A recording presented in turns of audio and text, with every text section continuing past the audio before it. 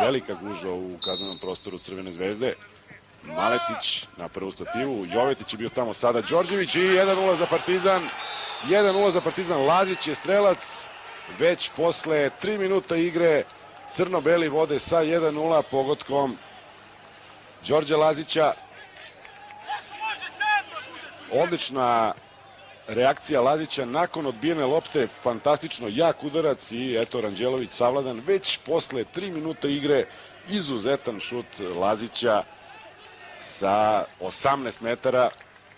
Partizan vodi dakle već na početku utakmice. Da je ovaj meč igran, odnosno da se igra u onom pravom ambijentu, sad bi to bilo verovatno još dosta dugo slavlje na veče Partizana, ali eto, kao na trening utakmici uzvraća Crvena zvezda, prekršaj Raškovića u napadu.